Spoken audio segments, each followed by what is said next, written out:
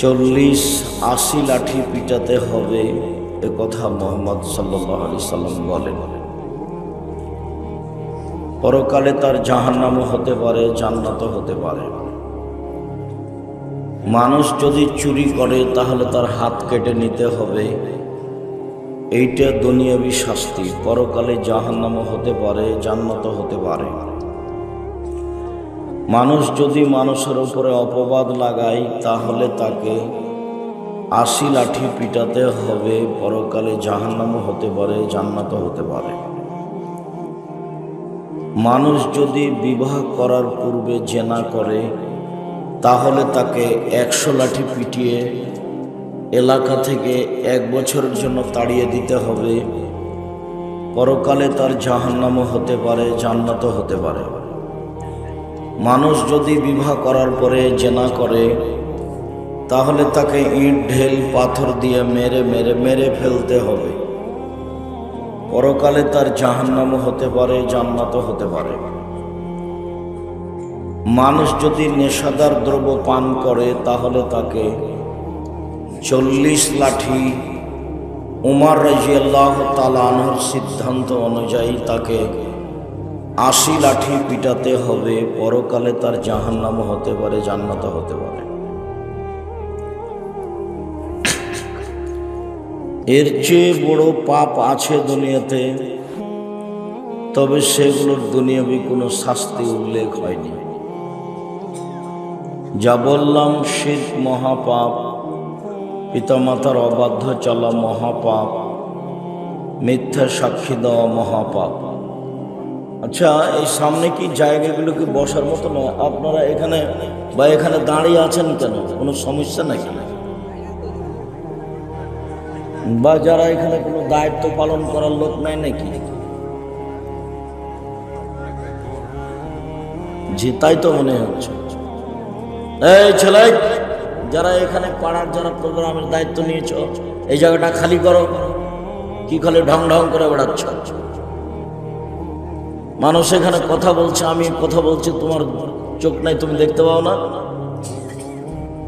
অবাক। আপনাদের অনুরোধ করছে আপনারা সামনে বসেন, আর না হলে যারা এসেছিল চলে গেছে, আপনিও তার মধ্যে এসেছেন চলে গেছেন, হাট বাজার করার কাজ ছিল, করেছে। আমি নিজেও বুঝতে পারি না যে এসব জালসা, এসব বক্তব্যের ফলাফল কি হবে। আমি যাচ করেছি, তাতে আমি বক্তা শ্রোতার পরিচয় বই লিখেছি, মানে আমি এটা গ্রহণ করতে পারি না। বক্তৃতাতে এমন হতে পারে না, মানে যেখানে মেলা থাকবে, মানুষজন থাকবে, পুরুষ নারী থাকবে, হইচই থাকবে, দোকানপাট থাকবে, পুতুল বিক্রি হবে, বাজনা হবে, সেটা তো আসলে দিন ধর্ম নয়। তো এখন কি হতে পারে? আর যারা দিন প্রচারের নামে বক্তা হিসাবে আছে, তারাও যে কিভাবে কোরআন হাদিস জানলো, এমনিতেই বিদ্যা লাগে না, বুদ্ধিও লাগে না, থুঁতির জোর থাকলেও বক্তা। কোরআন হাদিস কি আছে জানারও প্রয়োজন নাই, দেখারও প্রয়োজন, এমনিতেই। বহুদিন বললাম, আমি বাস্তব দেখে বলছি। আমি 1990 সাল থেকে মাঠে আছি, তাতে আমি এটা দেখেছি যে আন্ধা কো আন্ধা পড়াতে হয়, অন্ধকে অন্ধ পড়াচ্ছে। আমার চোখের সামনে আমি দেখছি 90 সাল থেকে, 32 বছর থেকে দেখছি, 32 বছর থেকে। জাযাকুমুল্লাহ খায়র, আল্লাহ রহম করুক। আমি নিজের বিষয়টি স্পষ্ট নই যে ফলাফল বিচারের মাঠে কি হবে, তবে আমার একটা ভিতরে কাজ করে যে আমি কোনোদিন কেসা কাহিনী বলিনি, আমি কোনোদিন জাল জয়ীফ হাদিস বলিনি, আমি কোনোদিন অপ্রয়োজনীয় কথা বলিনি, আমি কোনোদিন মানুষকে হাসানোর চেষ্টা করিনি। বিষয়ভিত্তিক আলোচনা মানুষের সামনে পেশ করার চেষ্টা করেছি, যার কারণে আমার মাঝে মধ্যে এটাও হয় যে হতে পারে যে মনে হয় শক্তভাবে বিচারের মাঠে মুখোমুখি নাও হতে পারি, হয়তো পার হয়ে যেতে পারি, তবে আমি স্পষ্ট নই। আমাকে এটা কেমন যেন মনে হয়, আসলে তো এরকম নয়। বহু মহিলা পুরুষ এসেছিল, হাট বাজার করা হয়েছে, চলে গেছে।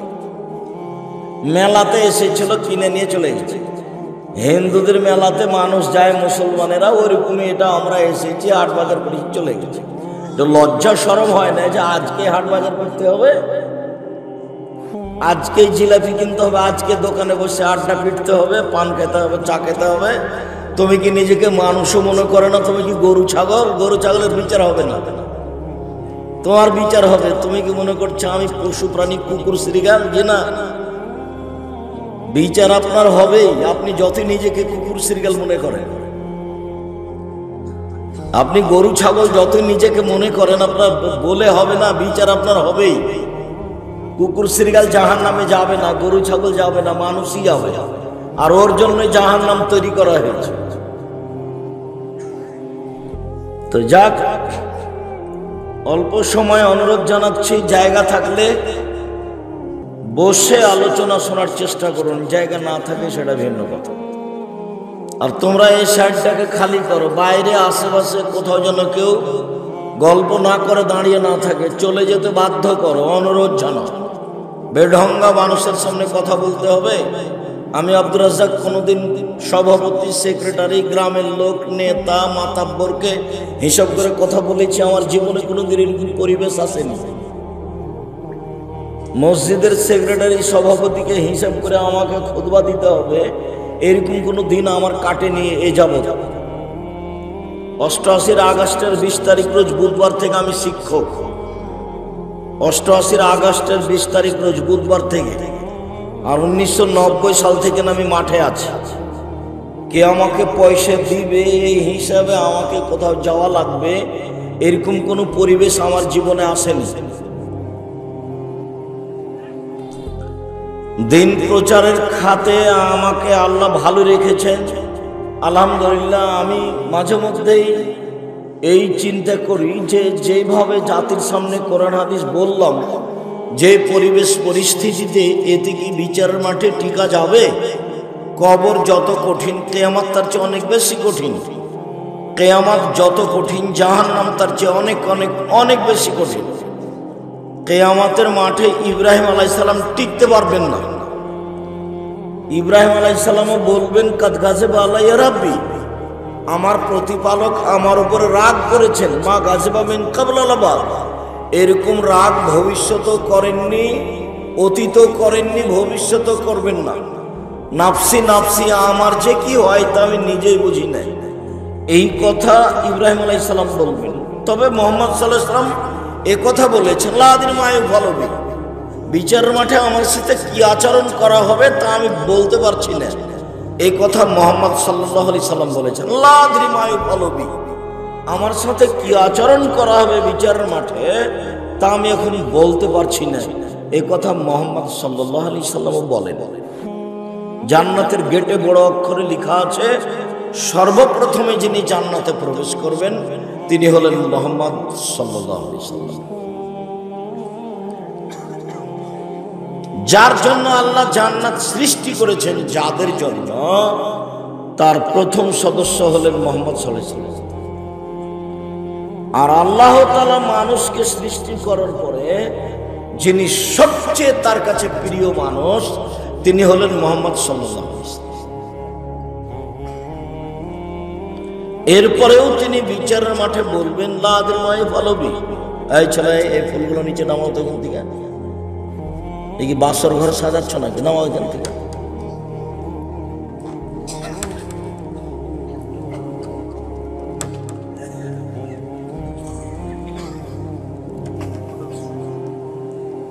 আমার আফসোস হয়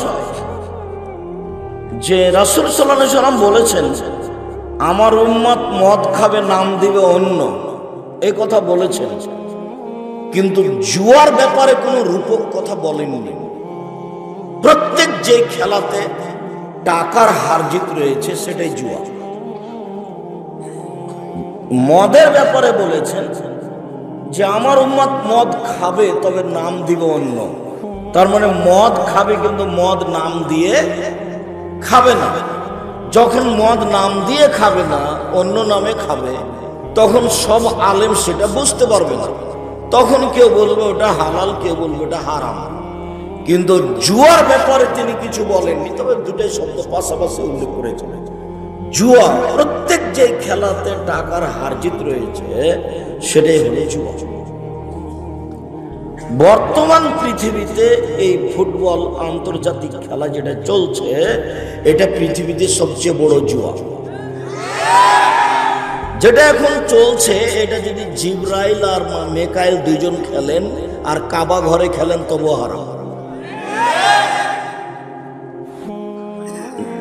এদিকে একদিকে জিবরাইল আলাইহিস সালাম আর একদিকে মেকাইল, দুইজনে খেলছেন। এটা খেলছেন কোথায়? কাবা ঘরে, তবু হারাম। এই জুয়া যদি না হারাম হয়, এই খেলা, এইটা যদি জুয়া না হয়, তাহলে পৃথিবীতে জুয়া কোনটা? এই খেলার পিছনে কত billion billion, crore crore, trillion trillion dollar খেলার খরচ আছে, তা মানুষ জানে না। এর পিছনে কত পুরুষ নারী নগ্ন হয়ে নাচছে, হাততালি দিচ্ছে, তার হিসাব মানুষের কাছে নেই। একে হিসাব করে কত মানুষের ভিতরে দ্বন্দ্ব, পরস্পর খেলতামাশা, হাসি, গরু জবাই, ঘর বাড়ি তৈরি করে দেওয়া, তার কোনো হিসাব না। ওর বাপের টাকা দিয়ে খেলোয়াড়দের ঘর তৈরি করে দিবে? ওর বাপ ভিক্ষা করে টাকা জমা করে রেখেছে? বাদশাহ শাহজাহান বইয়ের কবর তৈরি করেছেন 8 কোটি টাকা দিয়ে, সেই দিন আগ্রার তাজমহল কি বাপের টাকা দিয়ে কবর তৈরি করে রেখেছে? মানুষের বাড়িতে কাজ করে বাপ টাকা জমা করে রেখেছিল, সেটা দিয়ে কবর বানালছে। বিচার যেদিন হবে সেদিন সবাইকে দিতে হবে। এই খেলার সাথে কোটি কোটি মানুষ হাততালি দিচ্ছে খেলার মধ্যে, এবং কোটি কোটি মানুষের বাড়িতে পতাকা চলছে। আর তুমি যে ব্রাজিল এবং আর্জেন্টিনার পতাকা দিয়েছো বাড়িতে, তুমি কি আসলে জানো যে ওকে? তুমি কি আসলে জানো? তোমাকে আমি পশু প্রাণী বলি, কিন্তু অনেক সময় আমার অন্তর ধাক্কা খাই। কিন্তু যখন আমি তোমাকে দেখি যে আর্জেন্টিনার পতাকা তোমার বাড়িতে, তখন তুমি যে গরু ছাগল পশু প্রাণী, এটা আমাকে বুঝতে একটু ভারী হয়। আর্জেন্টিনার ব্রাজিল মানে হলো, এই তোমার নবীকে বলেছে ভুয়া নবী। আল্লাহ বলছেন যে লান্তার জানকাল ইয়াহুদান নাসারা, মুহাম্মদ আপনাকে ইহুদি খ্রিস্টান কখনো মানবে না, কোনো দিন মানবে না। আপনি নিজেই ইহুদি হয়ে যান তাহলে মানবে না। আপনি নিজেই বলেন যে আমি খ্রিস্টান, তাহলে মানবে না। এটা আল্লাহ বলছেন। তোমাকে যদি পায়ে বোকা চালায়, তোমাদের বাড়িতে ব্রাজিলের পতাকা আছে, তোমার মোটর সাইকেলের সামনে ফেলছে, তোমার সবকিছু এখন ব্রাজিলের পতাকা অনুযায়ী। তোমাকে যদি পায়ও, তো পায়খানা থেকে 2 বালতি পায়খানা তুলে তোমার মাথায় দিয়ে দেবে। বলবে ঠিক করেছি, খুশি। তোমার তার খুশির কোনো শেষ থাকবে না। তুমি ওকে চিনো না। ওর নাম ইহুদি, ওর নাম খ্রিস্টান। ওর নাম ইহুদি, ওর নাম খ্রিস্টান। তোমাকে যদি পাইতে হয়, তোমার মুখের উপরে মারবে লাথি, এবারে পা ঢুকে দিবে তোর মুখের ভিতরে। তোমার নবীকে বলে ভুয়া নবী। আমি ও দিয়ে তুমি ফেলে দিলে আমি ওতে পেশাব করে দেবো পতাকাতে। বেটা ফাইজলামি করো। তুমি মূর্খ, তোমার বাপ মূর্খ, তোমার জাতি মূর্খ। তোমাকে আর তোমার বাপকে যদি আমি মূর্খ প্রমাণ করতে না পারি, বেটা আমি আর বক্তব্যই দেবো না, চলে গেলাম নেমে। আর জীবনে কোনোদিন আসবো না জাতির সামনে। তুমিও মূর্খ, তোমার বাপ মূর্খ, তোমার বংশ মূর্খ, তোমার জাতি মূর্খ। তোমাকে কবর দিতে এসেছি। সাহস থাকলে দাঁড়াতে বলো তোমার বাপকে, সাহস থাকলে তুমিও দাঁড়াও। তোমার নবী হলো তার কাছে ভুয়া নবী। 1 সেকেন্ডের জন্য তোমার নবী কেউ মানেনি, 1 সেকেন্ডের জন্য, 1 সেকেন্ডের জন্য। আল্লাহ বলছেন মানেনি। বলছে এ যদি নবী হয় তা আমাদের থেকে হবে। নবী হলো আমাদের ঈসা, আমাদের মুসা নবী। এ কেন? তুমি জানো না, বুশ যখন যুদ্ধ করেছিল তখন যুদ্ধের নাম দিয়েছিল ক্রুসেড যুদ্ধ। ধর্মীয় যুদ্ধ, ওরা ধর্মে জয়ী হয়েছে। ইরাকে জয়ী হয়েছে তারা কিসে? ধর্মে। আফগানিস্তানে পারেনি জয়ী হতে, তবু চেষ্টা চালিয়েছে, ধর্ম অনুযায়ী চলেছে। ওদের ধর্মে ওরা ঠিক আছে। ওদের ধর্মে তোমার মুখের ভিতরে পায়খানা ঢুকে দিতে পারলে খুশি হবে। ওদের ধর্মে যায় যার পতাকা তুমি নিয়ে ঘুরো।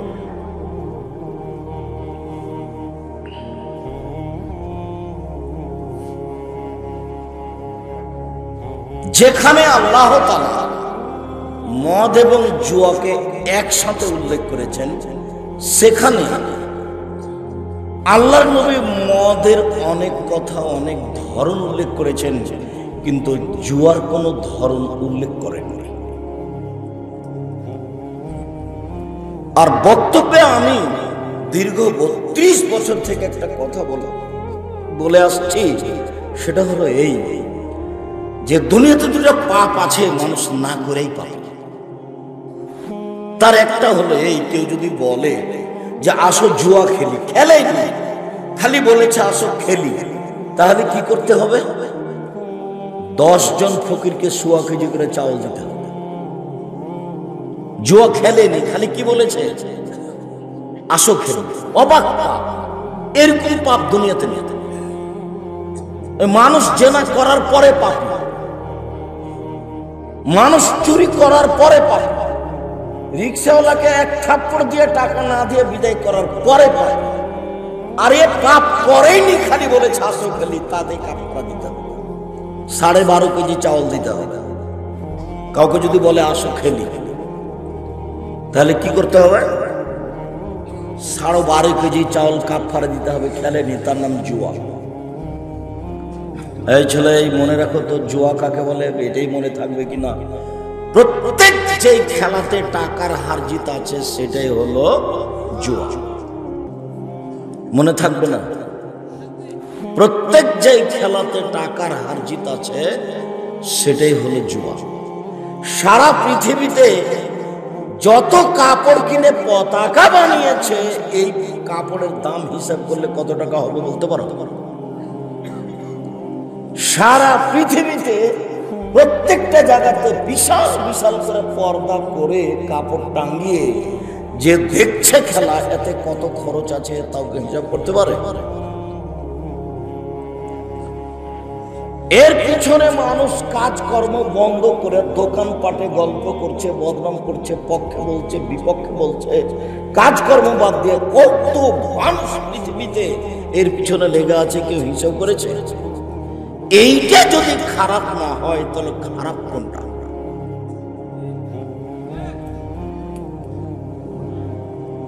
এর পিছনে কত টিভি খরচ আছে, কত কারেন্ট খরচ আছে সারা পৃথিবী জুড়ে।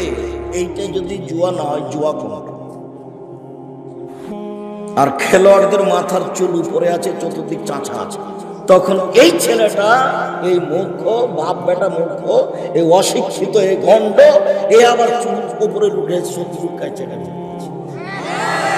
এই তোমার মা নাই? তোমার মা নাই? নিশ্চিত মনে করে এটা তোমার মা নয়, আমি বলছি ওটা তোমার খালা।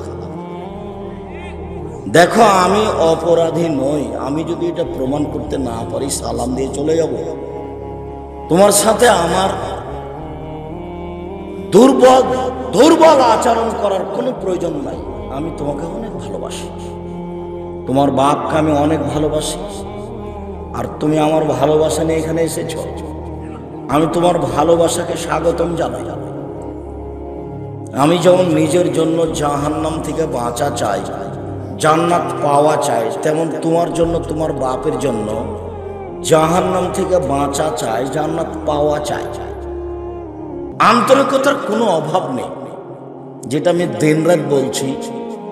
তোমার মাকে যদি আমি তোমার খালা বা তোমার সৎ মা প্রমাণ করতে না পারি, তুমি দেখো,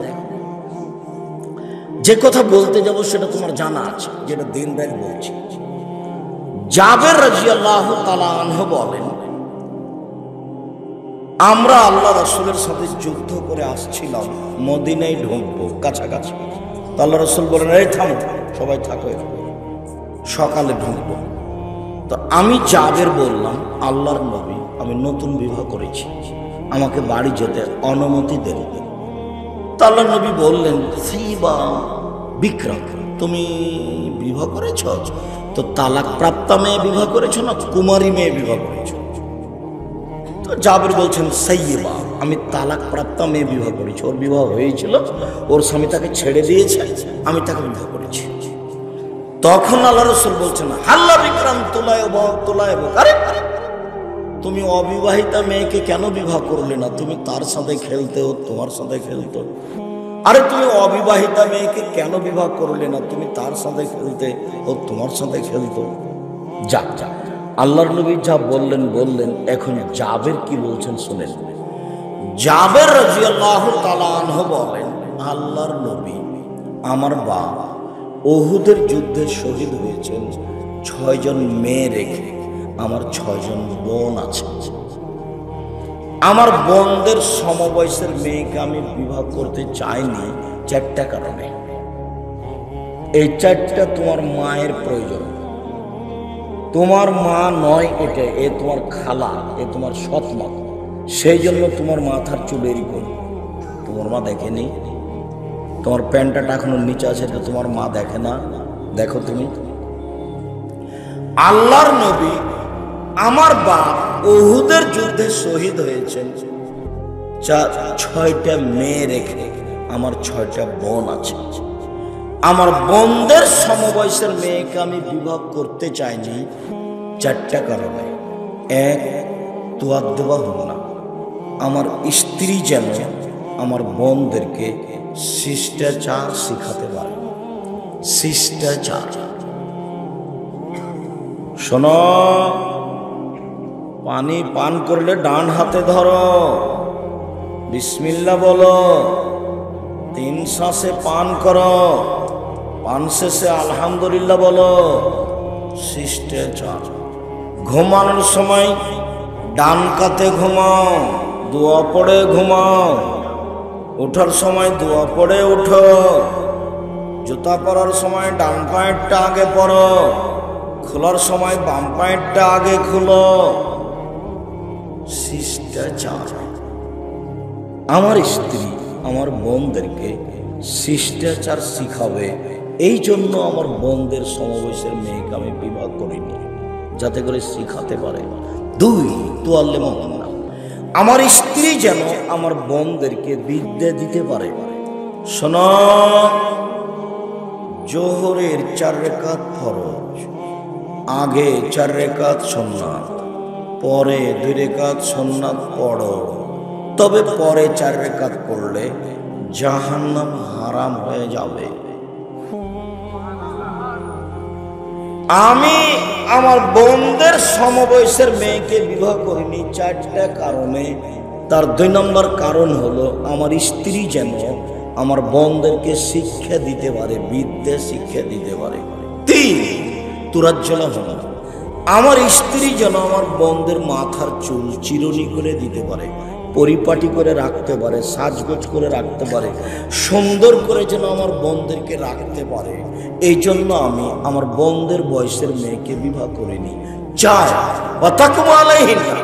আমার স্ত্রী যেন আমার বোনদের উপরে পাহারা দিতে পারে। আমার স্ত্রী আমার বোনদের জন্য পাহারাদার। তোমার মা তোমার জন্য, তোমার বোনের জন্য পাহারাদার। তোমাদের ইনি হলেন পাহারাদার, তোমাদের কারখানাতে পাহারা দেয়। ও যদি তোমরা লাগে ওকে একটু যদি ঘুমায়, তাহলে তোমার বাপ সকালে তাকে বিদায় দিবে, যারে তোকে দিয়ে হবে না, তোকে দিয়ে পাহারা দেওয়া যাবে না, তুই ঘুমাইস। তো তোমার মাকে আল্লাহর নবী বলছেন যে তোমার জন্য আর তোমার বোনের জন্য পাহারাদার। বলো, তোমার মাথার চতুর্দিকে চুল কাটা আছে আর উপরে এইভাবে ছাতা হয়ে আছে, এটা কোন পাহারাদার? বলো, তোমার প্যান্টটা টাকানো নিচে আছে, তোমার মা কি পাহারা দেয়? তোমার বোনটা এখন বসে আছে এখানে মাথায় কাপড় না দিয়ে, ঢং ঢং করে এসেছিল, যে জিলাপি কিনে চলে গেছে, ক্লাস 10-এ পড়ে, নিশ্চিত এটা তোমার খালা। এটা তোমার সৎ মা। তোমার মা ঠিক এ কথাই, কিন্তু আসলে আমি বলতে পারছি না, আমার খুব কষ্ট হয়। তোমার বোন এখানে বাজারে আসলো কি করে? তোমার মা কেমন পাহারাদার? আসলেই কি তোমার মা এটা? না, আমি যেটা বলছি সেটাই ঠিক। আসলে কি এটা খালা? আসলেই কি এ সৎ মা? যা জাহান্নামে চলে যা, হাট বাজার করে করা যা। এটা কি তোমার আসলে মা বলছেন? আসলো কি করে? হাদিস বুখারী মুসলিম, সন্দেহের কোনো সুযোগ নাই। চারটে জিনিস মনে রেখো, বক্তব্য শেষ এ পর্যন্তই। এক, শিষ্টাচার। দুই, বিদ্যা। তিন, চিরুনি। চার, পাহারাদার। মনে থাকবে না মনে হয়? এক, শিষ্টাচার। দুই, বিদ্যা। তিন, চিরুনি। চার, পাহারাদার। তোমার আমার মা পরিবারে পাহারাদার। তাহলে পরিবার ভালো হবে না, খারাপ হবে কেন? কি করে তোমার মাথায় এরকম চুল থাকতে পারে? কি করে তোমার প্যান্টটা টাকনো নিচে থাকতে পারে? কি করে তুমি সুন্দর দাড়ি চাঁচতে পারো? তোমার মা হাতে নখ বড় বড় আছে, তুমি নখে মেহেদি লাগা, এটা কি করে হতে পারে?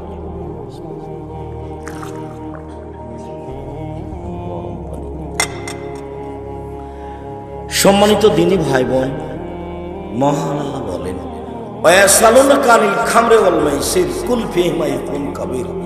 পৃথিবীর মানুষ মনে রেখো, আপনাকে জিজ্ঞাসা করে মদ সম্পর্কে আর জুয়া সম্পর্কে, আপনি বলেন দুটাতেই মহাপাপ রয়েছে। জুয়া খেলাও মহাপাপ, মদ খাওয়া মহাপাপ। জুয়া খেলাও মহাপাপ, মদ খাওয়া মহাপাপ। এ কথা আল্লাহ বলেন। আল্লাহ তাআলা বলেন, ইন্নামাল খামরু ওয়াল মাইসিরু ওয়াল আনসাবু ওয়াল আজলাম রিজসুম মিন আমালিশ শায়তান। নিশ্চয় নেশাদার দ্রব্য পান করা, জুয়া খেলায় অংশগ্রহণ করা, মূর্তির আস্তানায় যাওয়া, লটারি ক্রয় করা শয়তানের কাজ। হারাম, একেবারেই হারাম, টোটালি হারাম।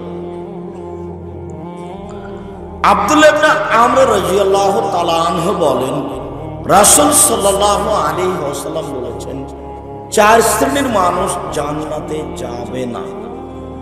চার শ্রেণীর মানুষ জান্নাতে যাবে না। এক, আকুল, বাপ মাকে মানে না যে। দুই, কাম্মার, জুয়া খেলে যে। তিন, খোটা দেয় যে। চার, নিয়মিত বিড়ি, তামাক, জর্দা, সিগারেট, গুল, নেশাদার দ্রব্য খায়, পান করে যে। এই চার শ্রেণীর মানুষ জান্নাতে যাবে না। জুয়া কোনটা? এক, বাপ মাকে মানে না যে। দুই, জুয়া খেলে যে। তিন, খোটা দেয় যে। চার, নিয়মিত বিড়ি, তামাক, জর্দা, সিগারেট, গুল, নেশাদার দ্রব্য খায়, পান করে যে। এই চার শ্রেণীর মানুষ জান্নাতে যাবে না। জুয়া কোনটা? কোনটার নাম জুয়া? যেটা আল্লাহ বললেন, যেটা নবী বললেন, সেইটা কোনটা? জুয়া কোনটা? প্রত্যেক যে খেলাতে টাকার হার জিত রয়েছে সেটাই হলো জুয়া। কুল্লু লাহবিন ইয়ালহুবি রাজুল ফাহুয়া বাতিল। সব খেলাই না যায়, সব খেলায় হারাম। তবে এক, রামিয়া হবে কৌশি, তীর নিয়ে খেলা।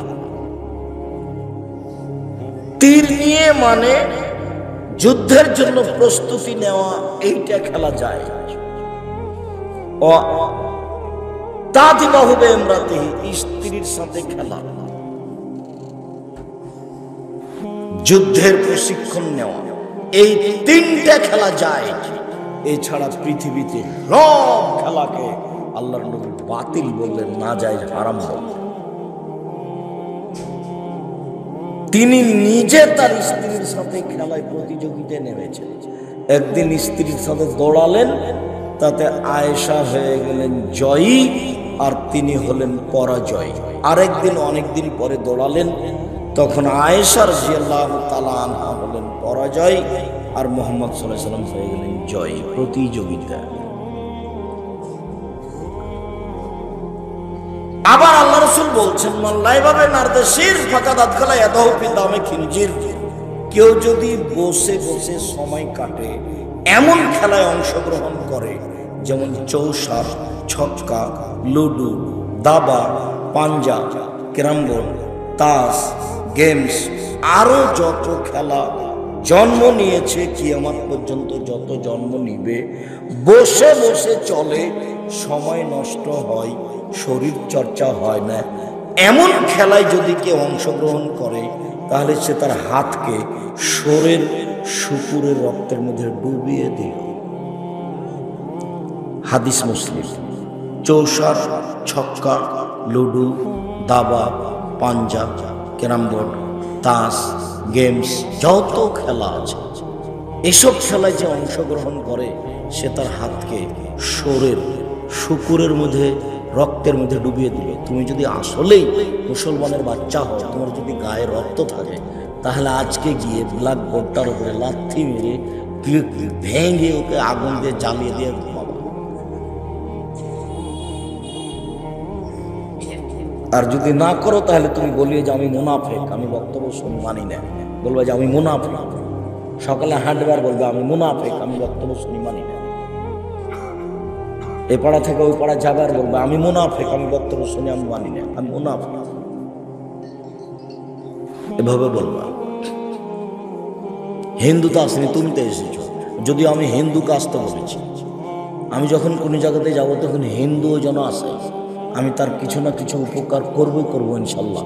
বিশ্বাস করো আল্লাহর কসম, বিশ্বাস করো আল্লাহর কসম, আমি 32 বছরে কোনোদিন অপ্রয়োজনীয় বাক্য বলিনি। 32 বছরে আমি কোনোদিন কেসা কাহিনী বলিনি। 32 বছরে আমি কোনোদিন সরকার বিরোধী বক্তব্য দিইনি। 32 বছরে আমি কোনোদিন কারোর বিরুদ্ধে কথা বলতে যাইনি। 32 বছর আমি কোনোদিন মানুষের কাছে পথ খরচ পাতেও চাইনি। 32 বছর আমি কোনোদিন নিজের পরিচয় দিইনি। আমাকে যখন চাপ দিয়ে বলেছে যে বিজ্ঞাপন পোস্টারে কি লিখবো, তখন আমি বলেছি আমার নাম আব্দুর রাজ্জাক আর আমার বাপের নাম ইউসুফ, বাপ বেটা মিলে আব্দুর রাজ্জাক বিন ইউসুফ।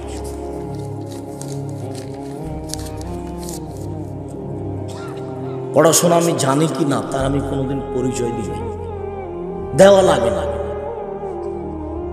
এরকম পর্যায়ে আল্লাহ আমাকে নিয়ে যায়নি কোনোদিন যে জাকজমক দেখে একটা হিসাব নিকেশ করে মানুষের সামনে দাঁড়াতে হবে, এরকম পরিবেশের কাছে আল্লাহ আমাকে নিয়ে যায়নি কোনোদিন। আমার মনে বড় সাধ, আমি এদেশের মাটিতে উন্নত মানের প্রতিষ্ঠান গর্ব করবো ইনশাআল্লাহ। সেটাই জামিয়া সালাফিয়া ডাঙ্গিপাড়া কবার আজসাই 26 বিঘা জমির উপরে অবস্থান করে। সেখানে একটা মসজিদ আছে 90% জমির উপরে, যার একতলাতে 3000 মানুষ সালাত আদায় করতে পারে, যার 4 তলার কাজ চলছে। আপনার বাড়ির পাশে যেটা জামিয়া সালাফিয়া ডাঙ্গিপাড়া কবার আজসাই, এখানে প্রায় 2000 ছেলে পড়াশোনা করে, 850-900 মেয়ে পড়াশোনা করে এখানে, যার সম্মেলন হচ্ছে 22-23 ডিসেম্বর। কোনো লোককে নামানো হবে না, কাউকে উঠানো হবে না। শিরক মুক্ত প্রতিষ্ঠান জামিয়া সালাফিয়া, বিদআত মুক্ত প্রতিষ্ঠান জামিয়া সালাফিয়া, দল মুক্ত প্রতিষ্ঠান জামিয়া সালাফিয়া, সংগঠন মুক্ত প্রতিষ্ঠান জামিয়া সালাফিয়া, একমাত্র আল্লাহকে সন্তুষ্ট করার জন্য নিঃস্বার্থপর প্রতিষ্ঠান জামিয়া সালাফিয়া, যেখানে প্রায় 250 জন শিক্ষক শিক্ষিকা আছে সব মিলে, যাদের প্রতি মাসে বেতন লাগে প্রায় 30 লক্ষ।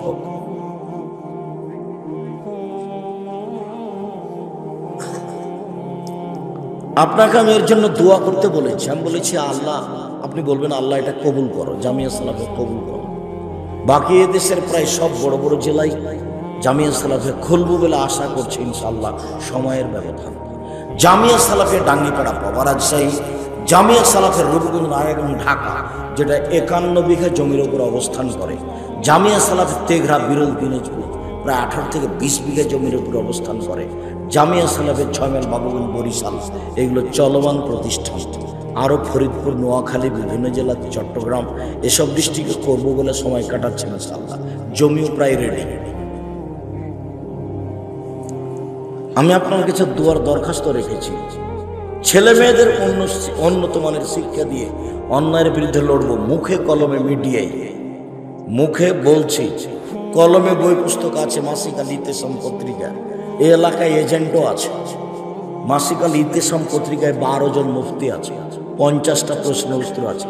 জীবন বাজি রেখে লক্ষ লক্ষ টাকা খরচ করে সঠিক আকীদা আদর্শের আশায়, জান্নাতের আশায়, জাহান্নাম থেকে বাঁচার আশায় এসব পত্রিকার কাজ করে যাচ্ছে। আপনি যদি অনীহা দেখে চলে যান তাহলে এটার ক্ষতিগ্রস্ত হবে না ইনশাআল্লাহ। প্রতি মাসে 30 লক্ষ টাকা বেতন লাগে।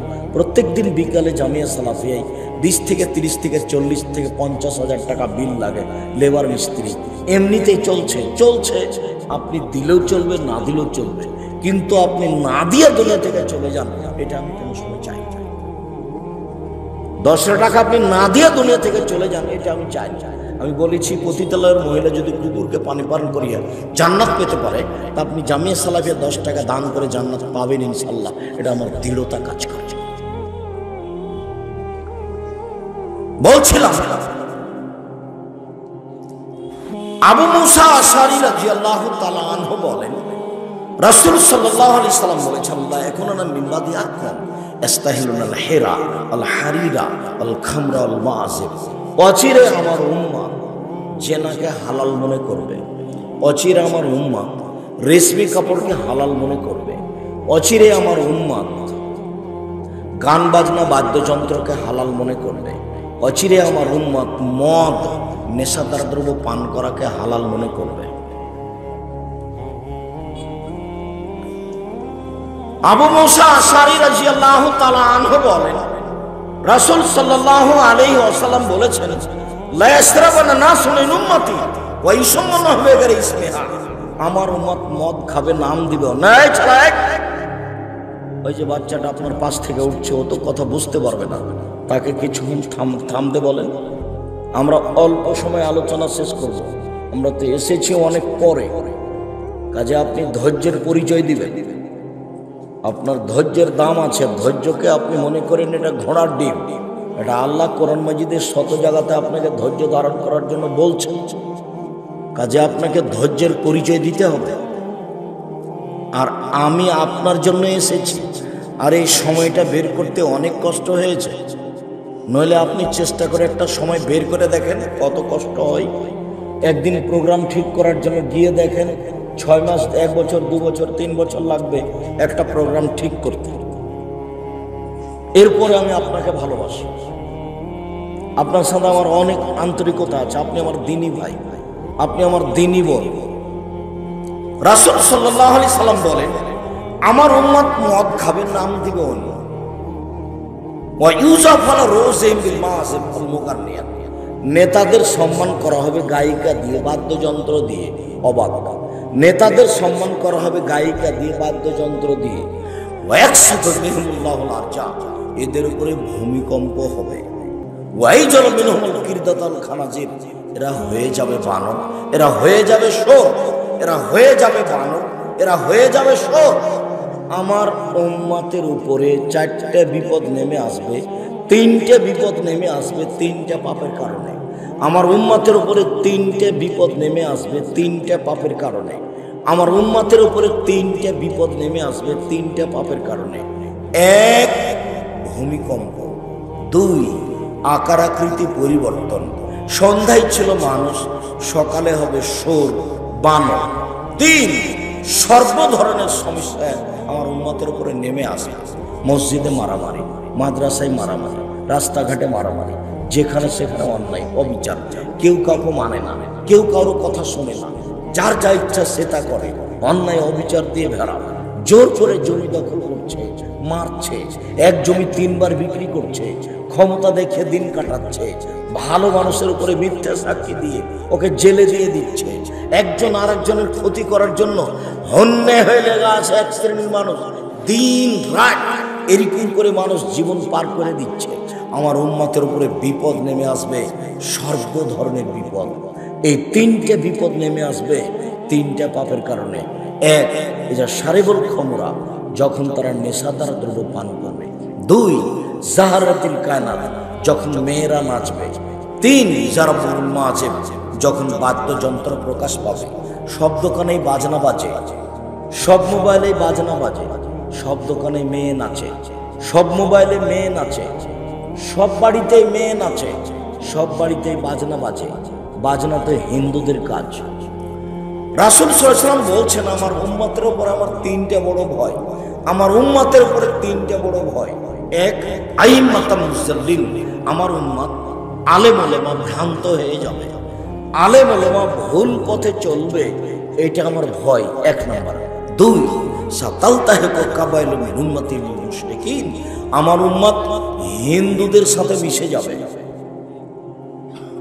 গান বাজনা ওদের কাজ, বাদ্যযন্ত্র তাদের কাজ। এক সময়ে হিন্দুদের বাড়িতে বাজনা বাজতো, সবাই সেদিকে ছুটে যেত। এখন সব মোবাইলে বাজনা বাজে, সব দোকানে বাজনা বাজে, সব দোকানে মেয়ে নাচে, সব বাড়িতে মেয়ে নাচে, সব দোকানে বাজনা বাজে। আল্লাহ তাআলা বলেন, বুঝে না ওরা অন্তর আছে, বুঝে না, দেখেও দেখে না ওরা চক্ষু আছে, দেখে না, শোনেও শোনে না ওরা কান আছে, শোনে না। উলাইকা কালানাম, তারা পশু প্রাণীর মতো, তারা গরু ছাগলের মতো, তারা কুকুর স্ত্রীর মতো, বালু মাজাল বরং তার চেয়ে খারাপ।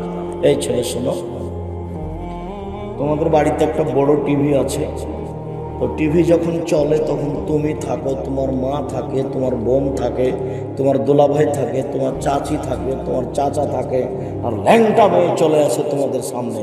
তোমাদের কাউকে একটু কেমন কিছু মনে হয় না? বলো তো, এগুলো পশু প্রাণী না মানুষ? মানুষ যদি বন্ধ কর, বন্ধ করে, এটা বন্ধ কর, এটা খারাপ লাগতো। এখানে মেয়ে আছে, এখানে জামাই আছে।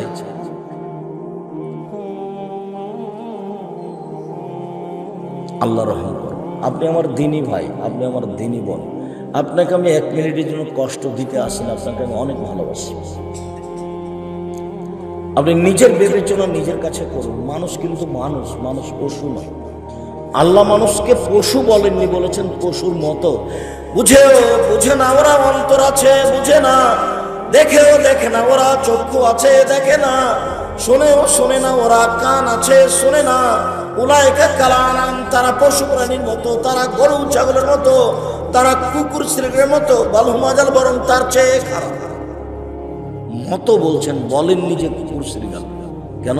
কুকুর শ্রীগাল কোনোদিনই পরিবর্তন হতে পারবে না, মানুষ পারে।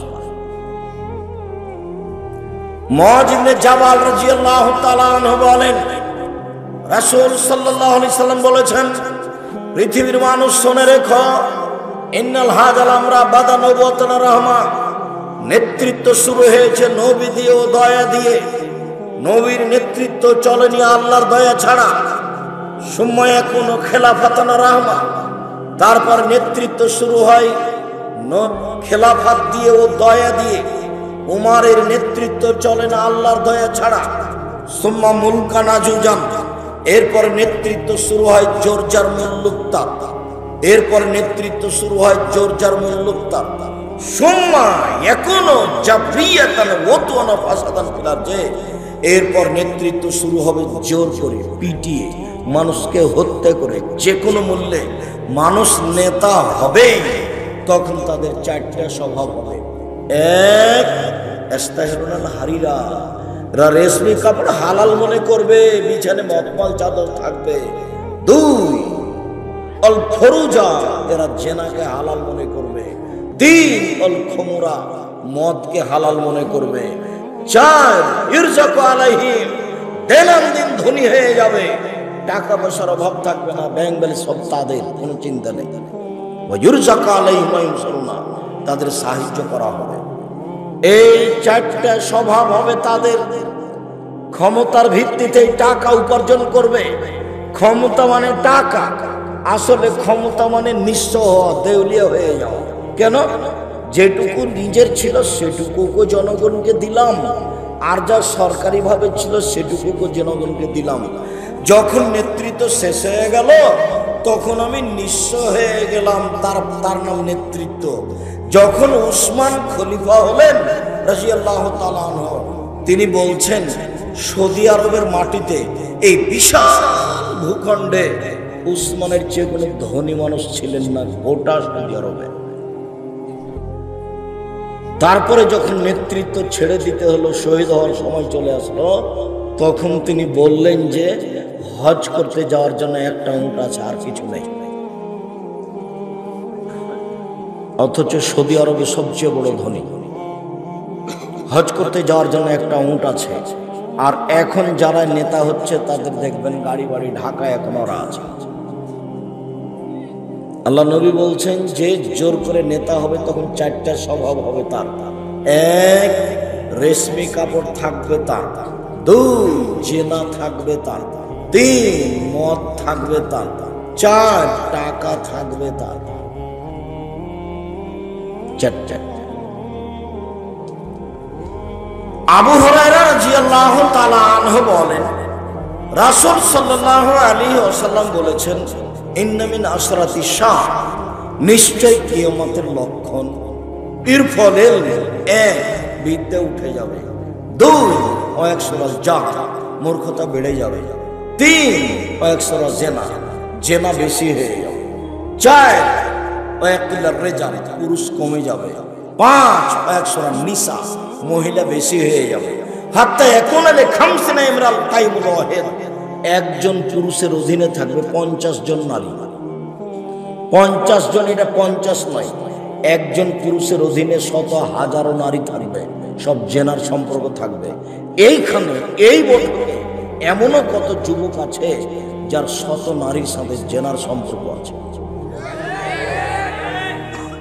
রাসূল সাল্লাল্লাহু আলাইহি সাল্লাম বলেন, আইনানের তাজনিনে জেনাহুমুন নাজর, দুই চোখের জেনা হচ্ছে চোখ দিয়ে দেখা। অলোজনানে জেনাহুল ইস্তেমাও, দুই কানের জেনা হচ্ছে কান দিয়ে শোনা। অলিয়াদ জেনাহাল বাদশ, হাতের জেনা হচ্ছে হাত দিয়ে ধরা। আর রিজল জেনাহাল মাসি, পায়ের জেনা হচ্ছে পা দিয়ে চলা। জেনাল কালব তাতমানা তাস্তাহি, অন্তরের জেনা হচ্ছে পরিকল্পনা করা। জেনাল লিসানে নুতক, জিহ্বার জেনা হচ্ছে কথা বলা। এগুলি সব জেনা। আপনি আমার দিনী ভাই, এই ছেলে তোমাকে বলছি, শোনো, তুমি একটা কথা মনে রেখো। দেখো, মোবাইলে যেসব মেয়েকে তুমি দেখছো এর কিন্তু বিচার হবে। আল্লাহ এমন সত্তা যে তোমার এটা কেউ দেখতে পায় না, কিন্তু আল্লাহ দেখতে পায়। আর যেদিন বিচার হবে সেদিন সবাই দেখতে পাবে। কেন? বিচারের চারটা পদ্ধতি। বিচারের চারটা পদ্ধতি। এক, সবার হাতে খাতা দেওয়া হবে, আরবি ভাষাতে থাকবে লিখা। তুমি আরবি জানলেও পড়তে পারবা, না জানলেও পড়তে পারবা। দেখবে আর বলবে, মালে হাজার কিতাব লাইবাদুর সাগীরাত ওয়া কাবীরা, কি আশ্চর্য ধরনের বই। জীবনের ছোট কথা লেখা আছে, বড় কথা লেখা আছে। আপনি আরবি পড়বেন আর বলতে পারবেন, তার মানে সব পাপ আপনাকে নিজে করতে হবে, নিজে আবার করতে হবে বিচার মানে। দুই, সব পাপ দেখতে পাবেন। আল্লাহ বলছেন, মিসকালা যারাতিন খাইরা ইয়ারা, মিসকালা যারাতিন শাররা ইয়ারা, বিন্দু মাত্র যদি পাপ করে থাকেন সেটা আপনি দেখতে পাবেন। দেখার পদ্ধতি আল্লাহ রাসূল বলছেন, এনজুরু আইমানা মিনহু, সে তার ডান দিকে লক্ষ্য করবে। ফায়ারা মা কাদ্দামা মিন আমালিহি, পুরো জীবনের সব কর্ম দেখতে পাবে ডান দিকে তাকানোর সাথে সাথে। সময় এনজুরু আসমা মিনহু, তারপর বাম দিকে লক্ষ্য করবে। ফায়ারা মা কাদ্দামা মিন আমালিহি, পুরো জীবনে যা করেছে সবকিছু বাম দিকে দেখতে পাবে। তার মানে আপনাকে দেখানো হবে সে পাপ। পৃথিবীর সব মানুষকে তার পাপ নাকি দেখানো হবে। এটা হলো 2 নম্বর পদ্ধতি। 3 নম্বর পদ্ধতি হলো এই যে মাটি কথা বলবে। মাটি টপ টপ টপ টপ করে কথা বললে আপনি কি অন্যায় করেছেন সব বলে দিল মাটি। 4, হাত কথা বলবে আপনি কি করেছেন, সব কথাগুলি হাতে টপ টপ টপ টপ করে বলবে। যখন হাতের বলা শেষ হবে তখন পায়ে বলবে তুমি ঠিক বলছ। মনে থাকবে না মনে হয়? মানুষকে অপরাধী প্রমাণ করার কয়টা পদ্ধতি? 4টা। সম্মানিত দিনী ভাই বোন, আমরা আপনাকে আন্তরিকভাবে আজকের অতি অল্প সময়ের বক্তব্যে যেটা আমি জোরালোভাবে অনুরোধ জানিয়েছি সেটা আপনি মনে রাখবেন। আমার নাসিহাতে 4টা কথা মনে রাখেন। 1, 5 ওয়াক্ত সালাত, কোনোদিন 5 ওয়াক্ত সালাত থেকে দূরে থাকিয়েন না। 2, হালাল রুজি, যেভাবেই হোক, চকলেট বিক্রি করা হোক, কাপড় বিক্রি করে হোক, দিন মজুরি করা হোক, হালাল রুজি, 3 একটু কোরআন তেলাওয়াত, অন্তত ইখলাস প্রত্যেক দিন সকালে বা বিকালে সূরা ইখলাস 3 বার পড়বেন অন্তত, দিয়ে নিজেকে বলবেন যে আমি কোরআন মাজিদ পড়ি। আর যদি নিয়মিত কোরআন মাজিদ পড়তে পারেন ভালো, পড়েন। সূরা বাকারা যদি পড়তে পারেন তাহলে সূরা বাকারা আপনার পক্ষে বিচার মাঠে তুমুল যুদ্ধ করবে, খুব তর্ক বিতর্ক লাগিয়ে দিবে আল্লাহর সাথে আপনার পক্ষে আপনাকে জান্নাতে নিয়ে যাওয়ার জন্য। সূরা বাকারা আর সূরা আলে ইমরান, আল্লাহ নবী বলছেন সূরা বাকারা পড়তে পারে না অলস মানুষ, সূরা বাকারা পড়তে পারে না অলস মানুষ, সূরা বাকারা পড়ে না যে তার বরকত হবে না, সূরা বাকারা পড়ে না যে তার বরকত হবে না, সূরা বাকারা পড়তে পারে না যে সে ক্ষতিগ্রস্ত হলো, সূরা বাকারা পড়তে পারে না যে সে ক্ষতিগ্রস্ত হলো। কোনোটাই যদি না পারেন তাহলে আপনার একটা কথা আপনাকে মনে রাখার জন্য অনুরোধ জানাচ্ছি যে 4টা কর্ম যাদের কবরের শাস্তি হয় না। 1, জুমার দিন মারা গেলে কবরের শাস্তি হয় না। 2, শহীদ হলে কবরের শাস্তি হয় না। 3, পেটে ব্যথায় মারা গেলে কবরের শাস্তি হয় না। 4, সূরা মুলক রাতে পড়ে ঘুমালে কবরের শাস্তি হয় না। উপরের 3টা পারবেন না। জুমার দিন মরণ হবে কিনা আপনি বলতে পারছেন, আপনি শহীদ কিনা, বাংলাদেশে তো সবাই শহীদ, তখন কে যে শহীদ তো বিচার মাঠে ধরা পড়ে। 3, পেট ব্যথায় মারা গেলাম, পেট ব্যথায় আমি মারা গেলাম কি না এটা যে কোন ব্যথা তা তো আমি নিশ্চিত বলতে পারছি না। থাকলো সূরা মুলক, সূরা মুলকের 2টা সুবিধা, একটা হলো কবরের শাস্তি হবে বন্ধ, আর আরেকটা হলো বিচারের মাঠে যতক্ষণ পর্যন্ত ক্ষমা না হবে ততক্ষণ পর্যন্ত সূরা মুলক আপনার পাশ থেকে যাবে না। সূরা বাকারা কতক্ষণ থাকবে তা বলা যায় না, তবে সূরা বাকারা খুব তুমুল ঝগড়া করবে আল্লাহর সাথে, চলে যাবে না কি এক সময় না শেষ পর্যন্ত থাকবে, এই কথা মুহাম্মদ সাল্লাল্লাহু আলাইহি ওয়াসাল্লাম বলেননি। তবে মুহাম্মদ সাল্লাল্লাহু আলাইহি ওয়াসাল্লাম বলেছেন সূরা মুলক ক্ষমা না হওয়া পর্যন্ত যাবে না। যেমনটা তিনি বলেছেন ছোট ছোট বাচ্চা মারা গেলে, ছেলে মেয়ে মারা গেলে যতক্ষণ পর্যন্ত বাপ মায়ের ক্ষমা না হয়েছে ততক্ষণ পর্যন্ত ওই ছেলে মেয়ে ছাড়বে না। যার জন্য বলি যে 1টা 2টা ছেলে মেয়ে নিলে হবে, 2টা ছেলে মেয়ে নিয়েছেন তো কয়টা মরবে আর কয়টা থাকবে? 10-12টা ছেলে মেয়ে হলে 2-1টা মারা যাবে, 5-7টা থাকবে। যেমন আপনারা 10-12 ভাই বোন, 2-3 জন মারা গেছে, 5-7 জন আছেন। বেশি ছেলে মেয়ের অনেক সুবিধা, ছেলেই মাত্র 1টা, ছেলে মাত্র 2টা, তো কয়টা মরবে আর কয়টা থাকবে? বড় ভুল এগুলো। ছেলে মেয়ে বেশি নেন, রুজি বেশি হবে, বিচারের মাঠে সফলতা অর্জন করতে পারবেন। সম্মানিত দিনী ভাই বোন, আমি আপনাকে অনুরোধ জানাচ্ছিলাম যে 4টা নসিহতের 4 নম্বর হলো এই, দোকানে বসে আড্ডা পিটবেন না। যেখানে 2 জন বসে আছে সেখানে বসবেন না। এখানে 2 জন বসে কথা বলছে, আপনি ওখানে যাবেন না। যদি যেতেও হয় জরুরি কারণে তাহলে দাঁড়িয়ে দাঁড়িয়ে কথা শেষ করে চলে যাবেন। আড্ডা পিটবেন না কোনো সময় 1 মিনিটের জন্য। কখন যে কোন কথা বলে ফেলবেন যার কারণে তাহাজ্জুদ আর টিকতে পারবেন না, হজ করে আর আপনি টিকতে পারবেন না। কাজেই আপনি ওই জায়গাতে বসবেন না। 4টা কথা: 1, 5 ওয়াক্ত সালাত, 2, হালাল রুজি, 3, কোরআন তেলাওয়াত, 4, 2 জন যেখানে বসে আছে সেখানে না বসে, আড্ডা না পিটা। এটা মনে থাকবে না মনে হয়? আপনি চেষ্টা করেন, আপনি সফল হতে পারবেন ইনশাআল্লাহ। রাসূল সাল্লাল্লাহু আলাইহি ওয়াসাল্লাম বলেন, পৃথিবীর মানুষ মনে রেখো, নেশাদার দ্রব্য পান করা এমন একটা জিনিস, এমন একটা পাপ, কেউ যদি একবার নেশাদার দ্রব্য পান করে 40 দিন আল্লাহকে রাজি করতে পারবে না। রাসূল সাল্লাল্লাহু আলাইহি সাল্লাম বলেন, নেশাদার দ্রব্য পান করা এমন পাপ, মান শারাবাল খামরা, কেউ যদি একবার নেশাদার দ্রব্য পান করে, লাম তুকবাল লাহু সালাতু 40 লাইলা, তাহলে 40 দিন তার নামাজ কবুল হবে না। এরকম পাপ দুনিয়াতে নেই। রাসূল সাল্লাল্লাহু আলাইহি সাল্লাম বলেন, সারবুল খামরি কাআবেদ ওয়াসানিন, নেশাদার দ্রব্য পান করা হচ্ছে মূর্তি পূজার মতো পাপ। সরস্বতী, ভগবতী, কালী, দুর্গা এদের পূজা করলে যেমন পাপ হয়, নেশাদার দ্রব্য পান করলে তেমন পাপ হয়। রাসূল সাল্লাল্লাহু আলাইহি ওয়াসাল্লাম বলেছেন, কোন পাপকে এভাবে মিলানো নেই। চুরি হোক, জেনা হোক, ডাকাতি হোক, সুদ হোক, ঘুষ হোক, কোনো পাপকে এইভাবে উল্লেখ করা হয়নি যেটা নেশাদার দ্রব্যকে বলা হয়েছে। রাসূল সাল্লাল্লাহু আলাইহি ওয়াসাল্লাম বলেন, পৃথিবীর মানুষ শুনে রেখো, তিন শ্রেণীর মানুষ জান্নাতে যাবে না। এক, মধুমুল খাম, যারা নিয়মিত বিড়ি, তামাক, জর্দা, সিগারেট, গুল, নেশাদার দ্রব্য খায়, পান করে, তারা জান্নাতে যাবে না। দুই, রাজরাতুল নিসায়, পুরুষের বেশধারী নারী জান্নাতে যাবে না। যারা পুরুষের জুতা স্যান্ডেল পরে, যারা পুরুষের শার্ট প্যান্ট পরে, যারা পুরুষের পোশাক পরে, যারা গেঞ্জি গায়ে দিয়ে চলে, ওরা জান্নাতে যাবে না। তিন, যে তার বাড়িতে বেহায়ার সুযোগ দিয়েছে, ও জান্নাতে যাবে না। রাসূল সাল্লাল্লাহু আলাইহি ওয়াসাল্লাম বলেন, তিন শ্রেণীর মানুষ জান্নাতে যাবে না। এক, আকল, বাপ মাকে মানে না যে। দুই, মধুমুল খামরে, নেশাদার দ্রব্য পান করে যে। তিন, মুকাদ্দিবুল মিল কাদারে, ভাগ্যকে অস্বীকার করে যে ভাগ্যকে অস্বীকার করে সে জান্নাতে যাবে না। রাসূল সাল্লাল্লাহু আলাইহি সাল্লাম বলেন, তিন শ্রেণীর মানুষ জান্নাতে যাবে না। এক, আকল, বাপ মাকে মানে না যে। দুই, মদ খায় যে।